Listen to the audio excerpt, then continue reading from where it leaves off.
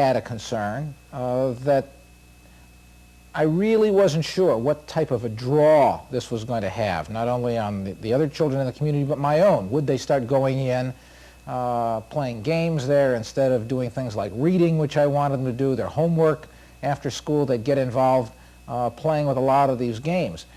That has not happened. The problem is, and maybe societies haven't dealt with this properly, but what do you do with youth when they congregate? Are we saying that there are no benefits to have young people together? What kinds of alternatives are we providing for our youth today?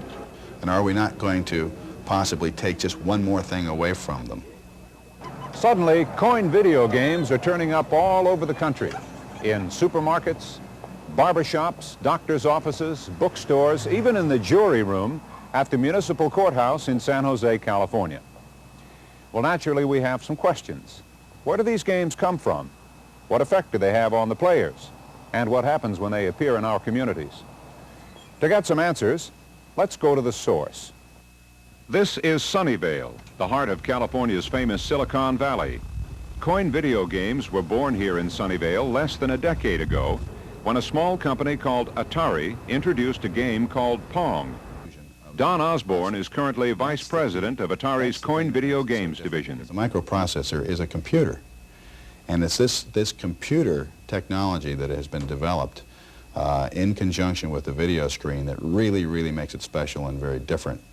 This is what gives intelligence to the product, and this is what we think young people are responding to. They have now a recreation forum and an entertainment forum that is allowing them in an interactive way to deal with an intelligent kind of thing. And what you essentially have is you have a cadre of very bright, young, excited, enthusiastic engineers who are programming the memories of these video games and feeding intelligence into these video games to challenge players. It has to be easy enough for the person who's never played a video game before to walk up and play it for a sufficient length of time that he doesn't feel like he's had his quarter stolen right out of his hand.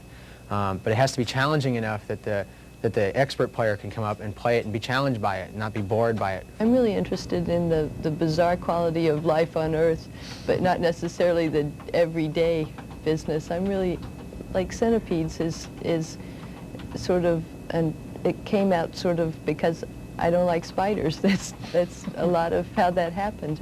And the spider in that is very cartoonish and mischievous and just irritating, really. And I liked, having my way over a spider. Well, that's what the game makers are aiming for. Color, sound, excitement. But what really happens when a player puts a quarter into a machine? Gives you a feeling of power. You can destroy all these creepy crawly things. It's a way to spend an evening with the family, and the cost is minimal. You work hard at it, you try different tactics and stuff. It's just fun. It's challenging. It always changes. It's always something different. And I go crazy when I get on Pac-Man. You'd think I was 10 years old again. At the University of Connecticut in Stamford, psychologist Jerry Seeholster is interested in the broader implications of video games. I suspect it's going to take a concerted effort on the part of the kids, the parents, the game owners, the arcade owners, and perhaps even the manufacturers, sort of an educational push. It seems to me that the control of all of the problems that have been cited against games lies in the hands of the people who play them, lies in the hands of the people who offer them, the arcade owners, and certainly in the hands of the people who produce them. The impression that I get from reading a lot of the anti-video game literature is that the parents feel that these forces are out of their control, totally out of their control. It's almost as if these games are going to steal their children from them and make them into robots or something like that. But it lies in the control of the people who are involved in them. Since video games first began making their appearance in local communities, the same questions have been asked so many times that we now begin to see a pattern emerge of how the issue arises and how it's settled by local communities. This is Westchester County, about 25 miles up the Hudson River from New York City. The issue came up first here in the village of Irvington and then spread quickly to other communities. Now it's taken the form of a proposed video game ordinance. Some thoughts about all of this from the town supervisor, Charles DiGiacomo, who's the highest elected official in the area. In Westchester County right now, there's probably 7 or 8 communities, towns and villages that have restrictive ordinances with regard to video games and arcades. And the towns and villages that do not have them, they're getting pressure now from various groups that they institute these types of ordinances. To me, it makes absolutely no sense at all, because I know there are very young people that use these games and middle-aged people and older people that use it. And I think that young people should be allowed to use it because it helps them with the reflexes and eye coordination. And I think it's a valuable tool for all of us, and it's a great way, I think, to get a lot of pleasure out of this type of thing. And I don't think that it should be restricted. There's nothing wrong with video games per se. I'd like to see more concern on the part of the places that have the machines in terms of not operating them perhaps during school hours. If there is proper supervision and concern on the part of the people that own the establishment, it seems to alleviate the problems greatly. Like many families, the Harans of Westchester County, New York, have had to take a close look at the coin video game issue. I think parents also have a role to know where their kids are, to see what they're doing, to see who they're with. So I think that parental aspect of it also has to be taken into account. I really like to see the games in these places because I think that our kids have so little to do, especially in the suburbs. Our kids have nothing. They have no place to go. You have to drive your kids everywhere. Everything costs money. The movies are going up. Roller skating is going up. Bowling is going up. So it's kind of nice to have a place where they can go and play you know, some games and only spend a couple of dollars. I don't want to see any more restrictions than just what's moderate and just what's good. Amusement arcades account for part of the video game marketplace, but the fact is, at least 80% of all the machines in the country are in places like this.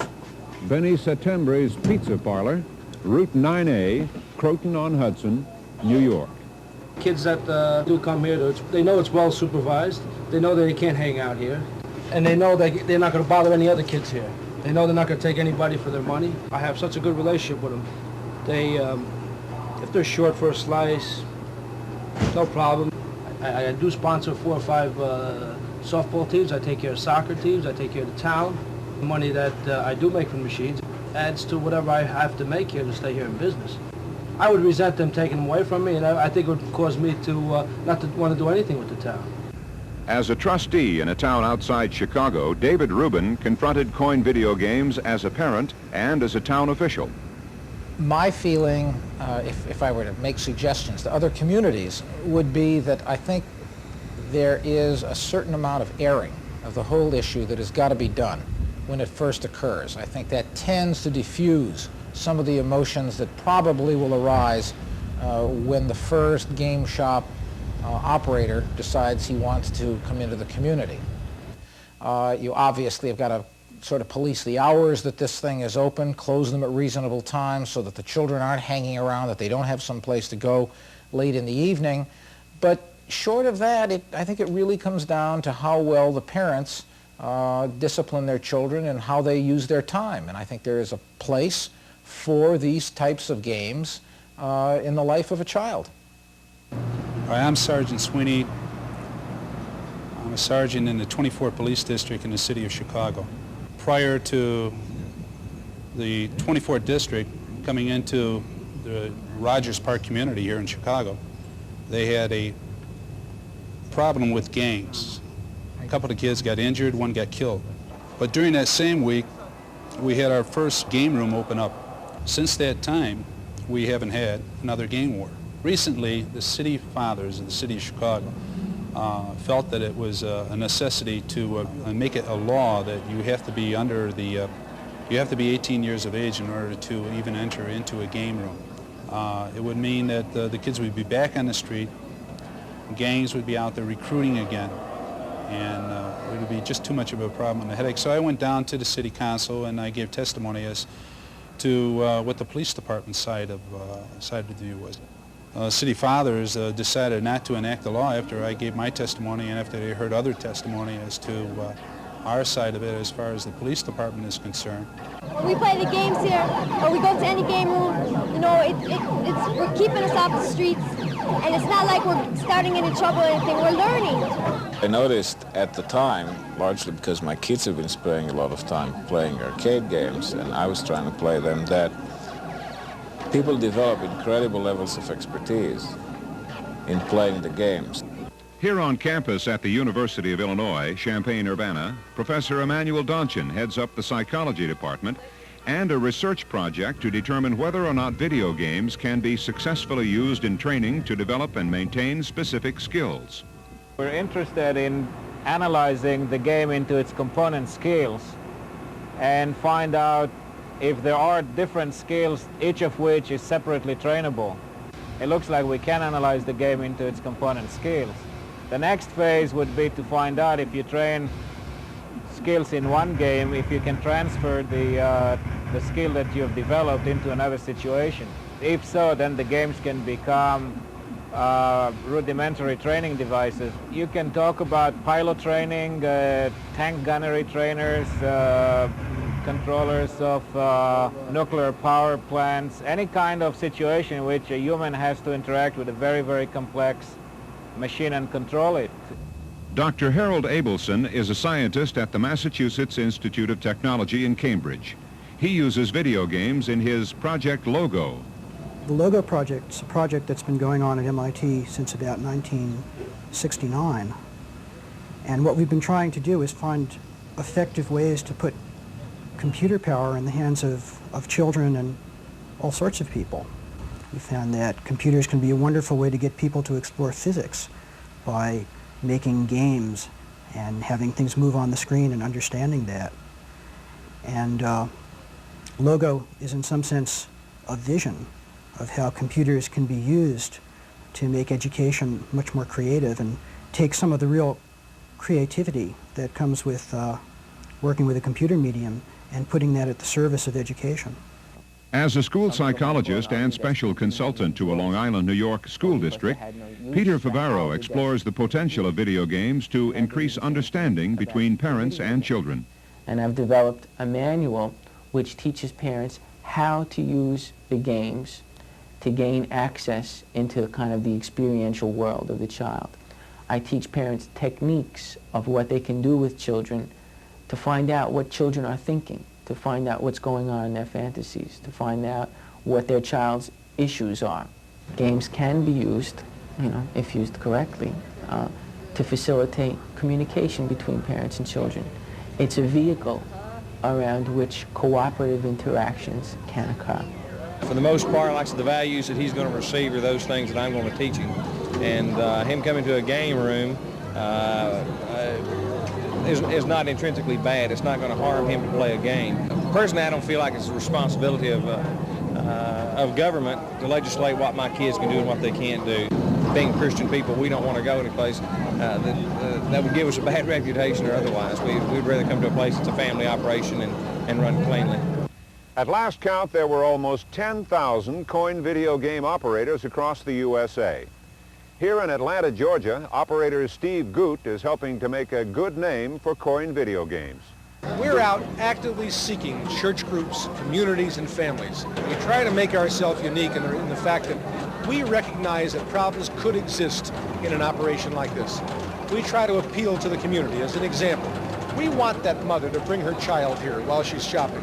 We want her to feel free to drop that child off and to feel free when she comes back to walk in herself and that she won't be harassed by teenagers who are unruly.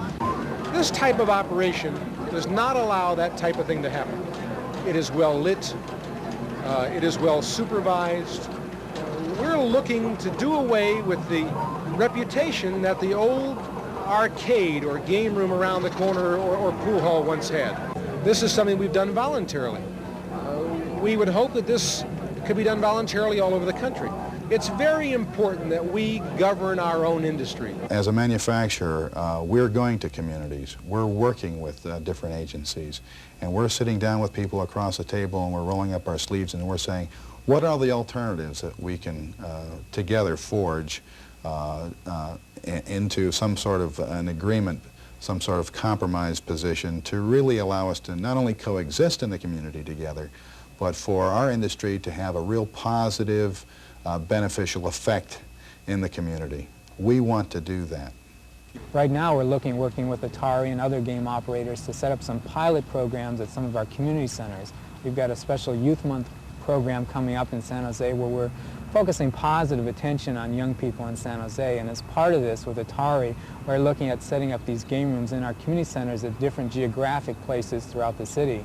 Here in San Jose, California, Youth Commissioner Neil Christie gave his support to the local kids in confronting coin video game opposition before it started. Well, the City Council directed their administration to come up with a set of guidelines, and the things they're looking at are how much supervision should be in the game room, what type of hours should there be so they don't conflict with school schedules where young people are maybe cutting school. And so they directed the city administration, the police department, and the San Jose Youth Commission, which is the youth leadership group in the city of San Jose, to jointly come up with a set of guidelines that would go back to city council. We need preventative type of programs. Let's get them into something positive instead of having to deal with them in the juvenile justice system. And I think by putting this type of program together, which is incorporating the business community as well as the government and working with young people together, I think is going to be sort of the prototype program for the future. Instead of having more juvenile jails and things like that, these are the type of things we have to do, and hopefully a lot of the other communities are going to look at that in that positive vein instead of the negative vein of what's the problem with it, instead of saying how can we use these to best serve both young people in our city and communities.